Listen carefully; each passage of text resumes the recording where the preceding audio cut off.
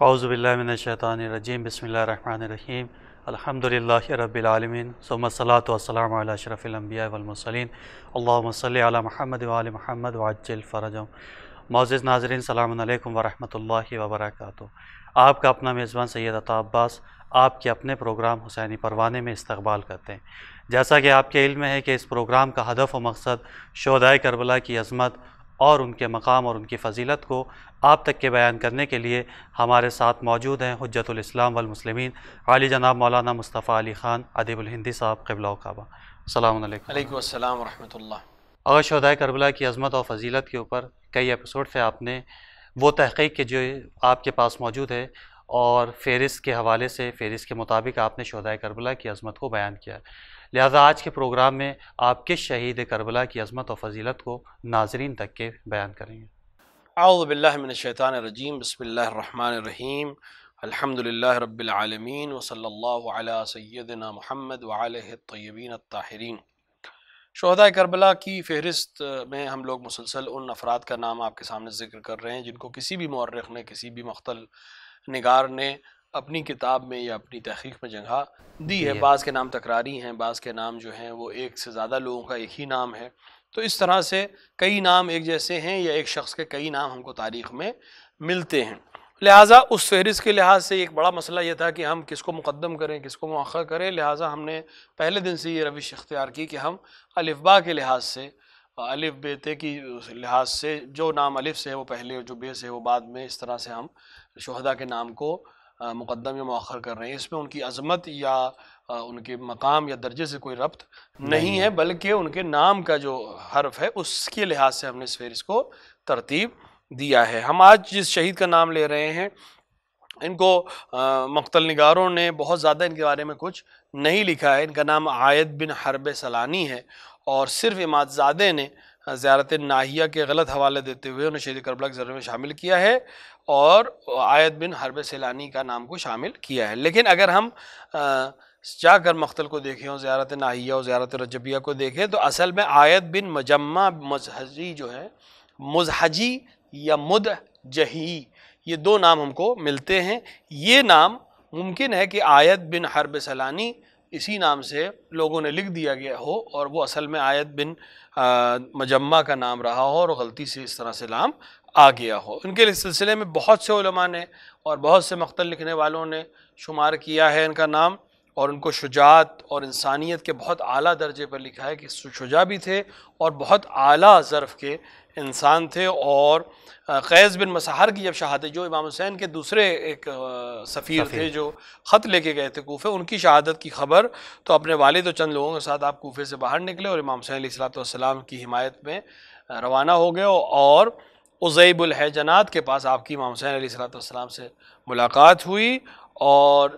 حر اور اس کے رسالے نے چاہا کہ آپ لوگوں کو جانے نہ دے، تب بھی امام حسین نے کہا نہیں، یہ لوگ میرے ساتھی ہیں، ان سے آپ کوئی تعرض نہ کریں، اور امام حسین علیہ السلام کے کاروان سے ملق ہو گئے، یہاں تک کہ روز عاشوراء پہلی ہی جنگ میں آپ کو مقام شہادت حاصل ہوا۔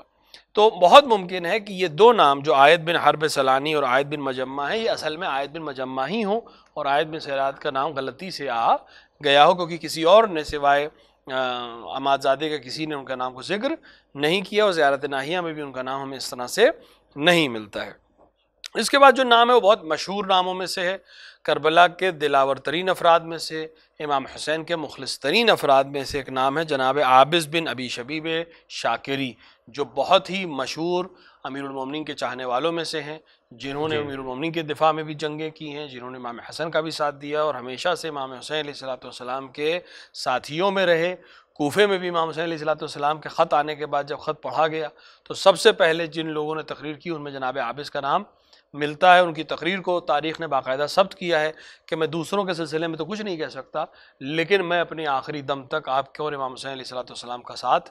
دیتا رہوں گا اور اپنے بدن اور اپنے جسم سے تمام اعضاء و جوارح سے آپ کا ساتھ رہوں گا۔ تو جناب عابس جو ہیں ایک بڑا سلسلہ نسب رکھتے ہیں، ایک اعلیٰ سلسلہ نسب رکھتے ہیں اور امام حسین اور امیر المومنین کے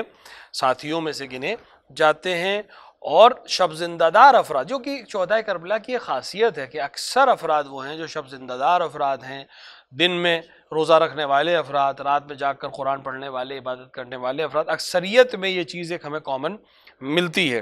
اور امام حسین علیہ السلام جب روز عاشورہ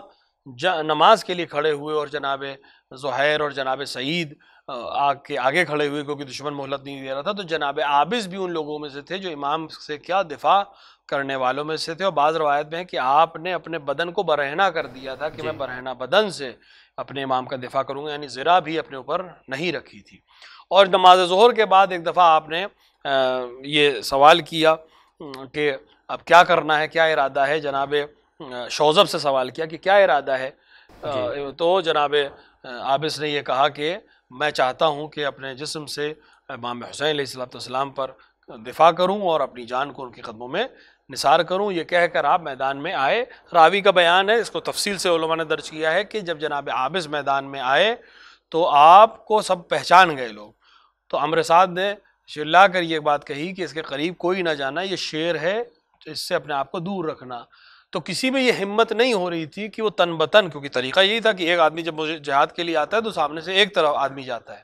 کسی میں یہ ہمت نہیں تھی کہ جناب عابس کے سامنے وہ مقابلے کے لیے جاتا، تو تمام فوج کو حکم دیا کہ وہ پتھر کی بارش جناب عابس پہ کرنے لگے، اور جناب عابس سے لڑنے کے لیے کوئی نہیں آ رہا۔ تو جناب عابس نے جب یہ حال دیکھا تو اپنا زرہ و خود و بختر سب اتار کے آپ نے ایک بار تمام دشمنوں پر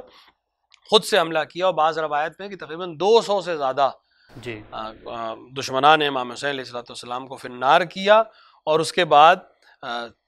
اس مجمع نے جو مسلسل آپ پر حملہ کیا اور مسلسل آپ کے اوپر پتھر برسائے، اس کے نتیجے میں بالآخر آپ زمین پر گر پڑے۔ اور راوی نے اس بات کو بھی بیان کیا کہ جب آپ کا سر تن سے جدا کیا گیا تو اکثر میں یہ جھگڑا ہو رہا تھا کہ ہر ایک یہ دعوے دار تھا کہ ہم نے قتل کیا ہے، کیونکہ جو کسی بڑے بہادر کا قاتل ہوتا اس کو زیادہ انعام ملتا، یہ انعام و اکرام کے لیے کر رہے تھے۔ تو عمرو سعد نے کہا کہ تم لوگ جھگڑا نہ کرو، تم میں سے کسی ایک میں بھی یہ جرأت نہیں تھی کہ وہ عابس کو قتل کر سکے، تم سب نے مل کر اسے قتل کیا ہے، لہٰذا کسی ایک کو اس کا انعام کا حقدار ہم نہیں جانتے۔ تو اس طرح کے شجاع اور مجاہد لوگ جنہوں نے اپنی بات کا بھرم رکھا، اپنی بات کو اور اپنے وعدے کو پورا کیا، جس طرح سے جناب مختار کے گھر میں جب جناب مسلم نے خط پڑھا تھا امام حسین علیہ السلام کو، اور جناب عابس نے وعدہ کیا تھا کہ ہم نصرت امام حسین میں ہمیشہ قائم و دائم رہیں گے، بالکل اسی پر عمل کرتے ہوئے کوفے میں بھی جب تک ممکن رہا آپ نے ساتھ دیا جناب مسلم کا، اور پھر جناب مسلم کی شہادت کے بعد آپ امام حسین علیہ السلام سے ملحق ہوئے، اور روز عاشورہ امام کے دفاع کرتے ہوئے آپ نے جام شہادت کو نوش کیا۔ بے شک جزاک۔ اور جیسا کہ ابھی آپ نے اشارہ کیا، چونکہ پروگرام کا مقصد و ہدف بھی شہید و شہداء ہے، لہذا یہاں کے اوپر ایک سوال یہ ہے کہ کیا فقط وہ افراد کی جنہوں نے میدان کربلا کے اندر اپنی شہادت اور قربانی پیش کی، فقط وہ لوگ، ان لوگوں کو وہ مقام اور فضیلت حاصل ہے، یا نہیں اس کے علاوہ بھی مثال طور پہ امام علی ابن ابی طالب علیہ السلام کی رکاب میں جو افراد شہید ہوئے، یا پیغمبر اسلام کے ساتھ، یا دیگر ائمہ علیہ السلام کے ساتھ جن لوگوں نے اپنی جان قربان کی ائمہ کے اوپر، امام کے اوپر، اپنے وقت کے امام کے لیے، کیا ان کو بھی وہ مقام حاصل ہے جو امام حسین علیہ السلام کے اصحاب کو حاصل ہے؟ دیکھیے روایات پہ اس کی تصریح ہوئی ہے کہ جو لوگ کربلا میں شہید ہوئے ہیں، البتہ شہید کو ایک الگ درجہ ہے، ہر شہید جو امام یا پیغمبر کی نصرت میں جنگ کے میدان میں، البتہ شہادت کے بھی کئی درجے ہیں۔ ایک شہید وہ ہے کہ جو میدان جنگ میں قتال کرتے ہوئے شہید ہو، اور اس کے لیے شرعی حکم بھی بدل جاتے ہیں، یعنی اگر کوئی انسان جہاد فی سبیل اللہ کرتے ہوئے میدان جنگ میں خط مقدم پر شہید ہو جائے تو پھر اس کے لیے غسل نہیں ہے، اس کے لیے کفن نہیں ہے، اس کو اسی طرح سے دفن کر دیا جائے گا، اس کا خون ہی اس کا غسل ہے، اور اس کا لباس جس میں اس نے جنگ کی ہے وہی اس کا کفن ہے۔ تو یہ حکم شرعی کے لحاظ سے الگ ہو جاتا ہے۔ اب ایک شہید ہے کہ جو میدان جنگ میں جنگ کرتا رہا، مجروح ہو گیا لیکن میدان جنگ میں شہید نہیں ہوا، اسی زخم سے شہید ہوا لیکن اپنے گھر پہ شہید ہوا، یا راستے میں کہیں خیمے میں شہید ہوا، تو اب یہ شہید ہے لیکن اس کے پاس حکم شرعی والا مرتب نہیں ہوگا، اسے غسل بھی دیا جائے گا اور اسے کفن بھی پہنایا جائے گا۔ اب ایک اور شہید ہے جس نے میدان جنگ میں قتال نہیں کیا ہے لیکن راہ حق میں تھا اور دشمنوں نے اس کو قتل کر دیا، جیسے مثال کے طور کے اوپر آپ اصحاب امیر المومنین میں جناب ابو ذر غفاری کا نام لے سکتے ہیں، جناب کمیل کا نام لیا جا سکتا ہے، جناب میثم تمار کا نام لیا جا سکتا ہے، اور بھی اس طرح کے بہت شہداء ہیں، جناب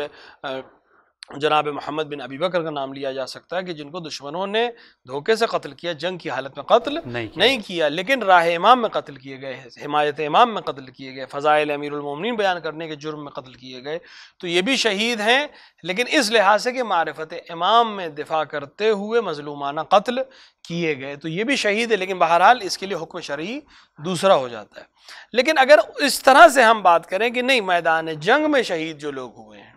تو جو لوگ امام علی علیہ السلام کی رکاب میں جنگ کرتے ہوئے جبل میں یا صفین میں یا نہروان میں شہید ہوئے میدان جنگ میں، یا اسی طرح رسول اکرم صلی اللہ علیہ وآلہ کے حکم سے گئے ہوئے افراد، چاہے وہ بدر کے لوگ ہوں، چاہے وہ احد کے لوگ ہوں، چاہے وہ خیبر اور خندق کی جنگوں میں جو لوگ شہید ہوئے ہوں، ان کا ذکر کیا جائے، تو کیا وہ شہید اور امام حسین علیہ السلام کی رکاب میں جنگ کرنے والے شہداء کربلا ان کا مقام برابر ہے؟ بعنوان شہید بے شک دونوں شہید ہیں، لیکن بعنوان مقام روایات کی تصریح ہے کہ مقام جو خداوند عالم شہداء کربلا علیہ السلام کو دے گا وہ بالکل الگ ہوگا، اور دیگر شہداء اس پہ غبطہ کریں گے، حتیٰ وہ شہداء جو بدر کے شہداء ہوں، حتیٰ وہ شہداء جو احد کے شہداء ہوں، رسول اکرم کی رکاب میں جنگ کرتے ہوئے شہید ہوں۔ اس کی وجہ ہے، اس کی سب سے بڑی وجہ یہ ہے کہ یہ وہ دور تھا، رسول اکرم کا جو زمانہ ہے وہ کفار سے جنگ کا زمانہ ہے، یعنی خدا کے نام پر جنگ کی جا رہی ہے، اور مشرک وہ ہے جو خدا سے جنگ کر رہا ہے یا دین سے جنگ کر رہا ہے، اور وہ خدا کو نہیں مانتا ہے۔ حق اور باطل میں یہاں کوئی زیادہ مسئلہ نہیں ہے، مسلمان ہے، سامنے کفار ہے، اس کو جنگ کرنے کے لیے کوئی کسی بہانے کی یا کسی اور مسئلے کی ضرورت نہیں ہے، رسول اللہ کا حکم ہے، جنگ کر رہا ہے، بے شک ایثار ہے، بے شک قربانی ہے، لیکن اس کے لیے بہت زیادہ ابہام نہیں ہے کہ میں کس طرف رہوں۔ لیکن جب آپ امیر المومنین کے زمانے میں آئیں گے تو لشکر جو دونوں ہیں وہ دونوں اپنے آپ کو کلمہ گو کہتے ہیں، تو اب یہاں پر امیر المومنین کا ساتھ دینا ایک بڑا مزید جہاد ہے، کیونکہ وہ انسان فتنے میں امیر المومنین کا ساتھ دے رہا ہے، فتنے کے زمانے میں جب حق اور باطل کی تمیز کرنا مشکل ہے تو وہ حق کا ساتھ دے رہا ہے، امیر المومنین کا ساتھ دے رہا ہے، لہٰذا اس کو ایک امتیاز الگ سے ملے گا۔ اب اگر آپ امام حسین سن 61 ہجری کی بات کریں تو معاملہ اور زیادہ خفقان کا ہے، کیونکہ اب امام حسین کے پاس نہ خلافت ظاہریہ ہے، نہ مال و ملال ہے جس کے ذریعے نہ لوگوں کو مال و ملال دینے کا وعدہ کر رہے ہیں، نہ ہی وہ اس طرح کی کوئی بات کر رہے ہیں کہ انسان مال دنیا کے لیے جنگ کرنے لگے۔ یہاں صرف اور صرف خالصتاً اللہ کی راہ میں وقت کے امام کی نصرت کرنے کی نیت کرنے والے ہی افراد رہیں گے، جبکہ سامنے بہترین دنیاوی چیزیں ان کو فراہم کی جا رہی تھیں، اور ان کو دنیا کے بہترین عہدے و دنیا کی بہترین نعمتیں دینے کا وعدہ کیا جا رہا تھا، لیکن اس کے باوجود اس خفقان کی حالت میں انہوں نے ان تمام سختیوں کو برداشت کر کے امام حسین علیہ السلام کی راہ میں اپنی جان کی قربانی دی، اور کسی طرح سے کوئی پرہیز و گریز نہیں کیا، لہٰذا ان کا مقام بالکل الگ ہے۔ کیونکہ دیکھیں حالات کو دیکھتے ہوئے اور ان سرکمسٹانسز میں انسان حق کا کتنا ساتھ دیتا ہے، اس سے انسان کے کردار کا ہمیں صحیح علم ہوتا ہے، اور کربلا میں جو لوگ ہیں انہوں نے بالکل الگ ایک منفرد انداز اپنایا ہے، جس کے نتیجے میں ان کا مقام سب سے الگ ہے، اور یہی وجہ ہے کہ جو سلام ہم شہداء کربلا کو کرتے ہیں ویسا سلام ہم کسی اور شہید کو نہیں کرتے ہیں۔ کسی اور امام نے بھی یا کسی اور معصوم نے یا کسی نبی نے وہ جملہ جو امام حسین علیہ السلام نے اپنے اصحاب کے لیے کہا وہ کسی اور نے اپنے اصحاب کے لیے نہیں کہا ہے، اس سے بھی ان کا مقام ہمیں معلوم ہوتا ہے کہ منفرد مقام ہے، روایات میں بھی اس کی طرف اشارہ ہوا ہے۔ تو مقام ہے شہداء کربلا تمام شہداء میں سب سے افضل مقام ہے، اور وہ ایسا مقام ہے کہ دیگر شہداء اس پر غبطہ کریں گے۔ بے شک، جزاک ناظرین، جیسا کہ مولانا نے جس جانب اشارہ کیا وہ واقعاً ایک اہم پیغام ہے عالم انسانیت کے لیے کہ شہداء کربلا کی عظمت اور ان کی فضیلت دوسرے شہداء چاہے پیغمبر اسلام کی رکاب میں شہید ہوئے ہوں یا پھر مولا کائنات علی ابن ابی طالب علیہ السلام کی رکاب میں شہید ہوئے ہوں، ان میں اور امام حسین علیہ السلام کی رکاب میں شہید ہونے والے شہداء کی زمین و آسمان کے لحاظ سے فرق ہے۔ وہ شہداء کربلا جنہوں نے امام حسین علیہ السلام کی رکاب میں شہادت پیش کی، ان کا مقام اور ان کی فضیلت اور ان کے درجے ان سے کہیں زیادہ ہیں۔ شکریہ آغا۔ اس کے بعد اگلے شہید کربلا کہ جس کو آپ ناظرین تک کے بیان فرمانا چاہیں گے، بسم اللہ۔ دو نام ہم کو اور ملتے ہیں جو بالکل ایک جیسے نام ہیں، ایک جناب عامر بن جلیدہ کا نام ملتا ہے جن کو شہداء کربلا میں شامل کیا گیا ہے، اور صرف زیارت کے ایک فقرے کے ذریعے سے ان کو ہم شہداء کربلا میں ذکر کرتے ہیں، ان کے سلسلے میں زیادہ ہمارے پاس معلومات نہیں ہیں۔ اور دوسرا نام بالکل ملتا جلتا نام ہے، وہ ہے عامر بن حسان طائی۔ ان کے سلسلے میں ملتا ہے کہ یہ قبیلہ جلحمہ جو ایک بڑا قبیلہ تھا اس کی طرف منسوب تھے، اور یہ جناب نوح کی نسل سے مانے جاتے ہیں۔ ان کے والد حضرت علی کے صحابی میں سے تھے، جنگ جمل میں بھی حضرت علی کے ساتھ تھے، اور جنگ صفین میں مقام شہادت پر فائز ہوئے تھے۔ اور ان کے پوتے یعنی جناب عامر بن حسان طائی کے پوتے جو ہیں عبداللہ بن احمد، وہ شیعہ علماء میں سے گردانے گئے ہیں اور راویوں میں ان کا شمار کیا گیا ہے، اور بہت مخلص بہت دلیر افراد میں سے جو کربلا میں موجود تھے، اور امام حسین علیہ السلام کے ساتھ مکے سے ملحق ہوئے تھے اور کربلا کے میدان تک آئے، اور پہلے حملے میں امام حسین کی نظروں کے سامنے آپ کو مقام شہادت حاصل ہوا، اور زیارت ناہیہ اور زیارت رجبیہ دونوں میں آپ کو اسی طرح سے سلام کیا گیا ہے کہ السلام علی عمار بن حسان بن شریح الطائی یا عامر بن حسان بن شریح طائی۔ بعض علماء کا نظریہ یہ ہے کہ عامر بن جلیدہ جو لفظ نام آیا ہے وہ بھی ممکن ہے کہ اسی عامر بن حسان کا نام ہو، اور یہ تاریخ میں اشتباہاً اس طرح سے درج ہو گیا ہو، کیونکہ ان کے سلسلے میں زیادہ معلومات ہمارے پاس نہیں ہے، اور احتمال قوی ہے کہ وہ یہی شخص رہا ہو اور ہم نے دو شخصیت سمجھ لیا گیا ہو، حالانکہ وہ ایک ہی شخص رہا ہو۔ ایک اور نام بالکل ان سے ملتا ہوا نام جو ہے وہ عامر بن مالک کا نام ہے، اور یہ بالکل منفرد نام ہے۔ ان کے سلسلے میں بہت کم لوگوں نے بیان کیا ہے، لیکن زیارت میں چونکہ ان کا نام آیا ہے لہٰذا لوگ ان کو شہداء کربلا کی فہرست میں شامل کرتے ہیں۔ زیارت میں ان کے لیے آیا السلام علی عامر بن مالک۔ تو عامر نام کے 3 یا 4 شہید آپ کو کربلا میں ملیں گے۔ اسی طرح عامر بن مسلم عبدی، یہ ان لوگوں میں سے ہیں جو بصرے سے امام حسین علیہ السلام کی مدد کے لیے آئے ہیں، یا بصرے سے تعلق جن لوگوں کا تھا، کیونکہ بصرے سے بھی کافی لوگ امام حسین سے ملحق ہوئے ہیں، اور بصرے میں باقاعدہ شیعوں کی ایک جماعت تھی جو امام حسین کے سلسلے میں اور امیر المومنین کے سلسلے میں منفرد ایک نظریہ رکھتی تھی، اور ان کی نشستیں تھیں، ایک خاص مقام پر ہمیشہ جمع ہوتے تھے، فضائل اہل بیت کو ذکر کرتے تھے اور ایک دوسرے سے باخبر رہتے تھے۔ اور جب ان میں سے بعض کو یہ خبر ملی کہ امام حسین مدینے سے مکے، پھر مکے سے کوفے کی طرف روانہ ہو رہے ہیں، اور امام حسین نے بھی اپنی نصرت کے لیے ان کو خط لکھا تھا، جس طرح کوفے والوں کو خط لکھا تھا اسی طرح بصرے کے لوگوں کو بھی خط لکھا تھا کہ میں اس طرف آ رہا ہوں، تو بصرے سے جو لوگ آئے تھے اس میں جناب عمار بن مسلم عبدی کا نام ملتا ہے۔ منزل ابطح ایک منزل ہے راستے میں، کوفے کے راستے میں، وہاں پر امام حسین سے آپ ملحق ہوئے، اور پہلے حملے میں بھی آپ کو شہید مانا جاتا ہے۔ زیارت میں بھی آپ کو اسی طرح سلام ہوا ہے السلام علی عامر بن مسلم و مولاہ سالم، یعنی آپ بھی اور آپ کے غلام سالم بھی، سالم جو غلام ہیں عامر کے، وہ شہید مانے گئے ہیں۔ تو اس طرح سے بصرے کے افراد بھی امام حسین علیہ السلام کی رکاب میں شہید ہوئے ہیں، اور اس سے بصرے سے جو ایک لنک ملتا ہے اہل بیت علیہ السلام کے چاہنے والوں کا اور علماء کا، وہ بھی ہمارے سامنے واضح ہو جاتا ہے۔ بے شک۔ اور یہاں پہ ایک سوال اس حوالے سے آپ کی خدمت میں عرض کریں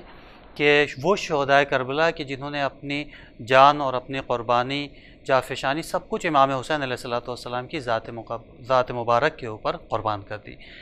یہ صرف اور صرف ایک وعدے کی وفا ہے جو شاید پیغمبر اسلام سے کیا گیا یا مولا کائنات سے کیا گیا، یا خود امام حسین علیہ السلام سے یہ وعدہ کیا گیا کہ مولا جب تک کہ ہماری جان باقی ہے اور ہمارے وجود کے اندر جان کی ایک رمق بھی باقی ہے، ہم آپ کے اوپر قربان ہونے سے پیچھے نہیں ہٹیں گے۔ یہ وعدے کی وفا کی اہمیت اور فضیلت کیا ہے؟ آج کے دور میں جب ہم دیکھتے ہیں اکثر و بیشتر یہ دیکھنے کو ملتا ہے، اور یہ تجربہ بھی ہے کہ کسی نے ہم سے وعدہ کیا یا ہم نے کسی سے کیا، ہمارے پاس وہ تمام چیزیں فراہم ہیں کہ ہم اس چیز کو پورا کر سکتے ہیں، لیکن اس کے باوجود ہم کسی نہ کسی بنیاد کے اوپر پیچھے ہٹ جاتے ہیں۔ وعدے کو وفا کرنا آج ہمارے وجود کے اندر کیوں نہیں پایا جا رہا ہے؟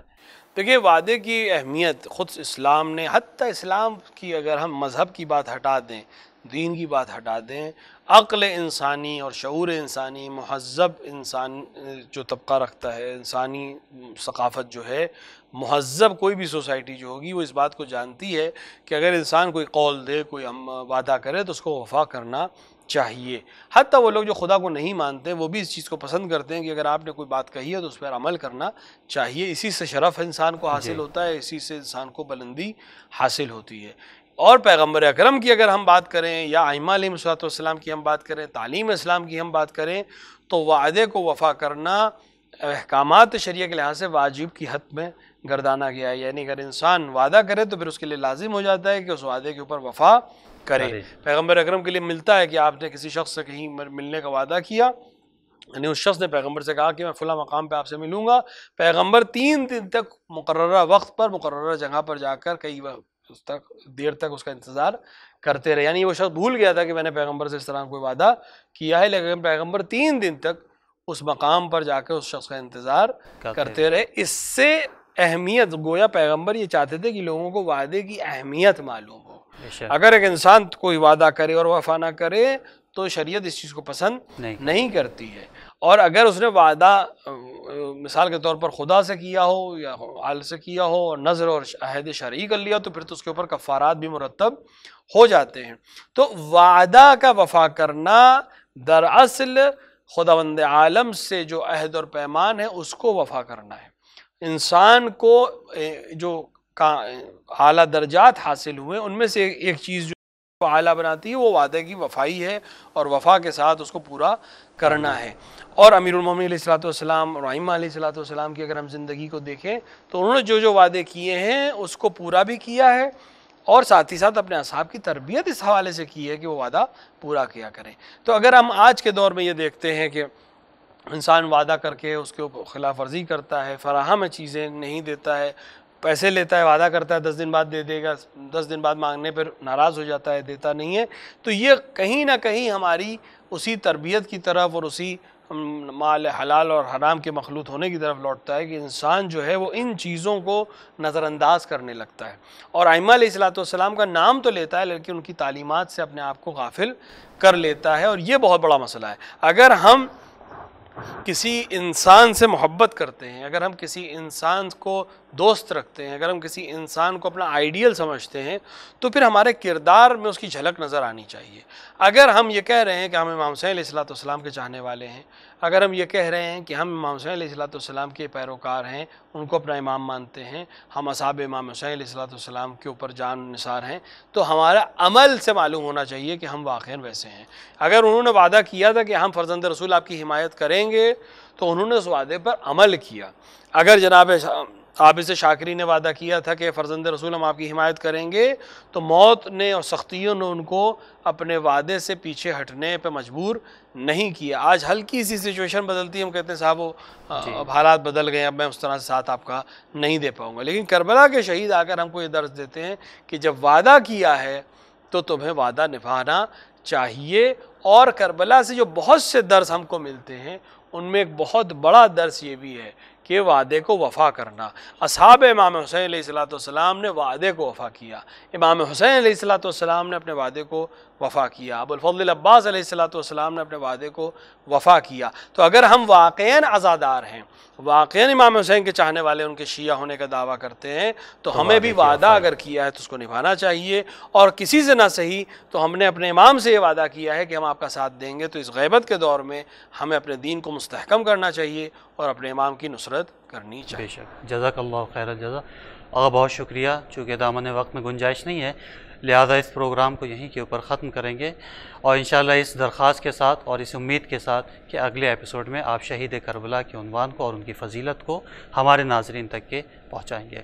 ناظرین انشاءاللہ کہ یہ پروگرام آپ کے لیے مفید ثابت ہوگا کہ جس جانب ابھی مولانا نے اشارہ کیا وہ اہم پیغام ہے ہمارے لیے، آپ کے لیے اور عالم انسانیت کے لیے کہ وعدے کی وفائی ہم سب کی ذمہ داری ہے، اور اس درس کو میدان کربلا کے اندر امام حسین علیہ الصلوۃ والسلام نے اپنی ذات مبارک سے اور اصحاب امام حسین علیہ الصلوۃ والسلام نے اپنے وجود سے پیش کیا ہے۔ لہذا آپ سے التماس ہے، گزارش ہے کہ اس پروگرام کو خود بھی دیکھیں اور دوسروں تک کے بھی شیئر کریں تاکہ شہدائے کربلا کی عظمت اور فضیلت عام ہو سکے، اور نیچے دیے گئے نمبرز کے اوپر اپنی رائے اور اپنے مشورے کے ذریعے سے ہم کو ضرور نوازیں۔ آپ سب سے اجازت کے طلبگار ہیں، والسلام علیکم ورحمۃ اللہ وبرکاتہ۔ آئیے مل کر اپنے وقت امام کے ظہور کی دعا کرتے ہیں۔ بسم اللہ الرحمن الرحیم، اللہم عجل لولیک الفرج۔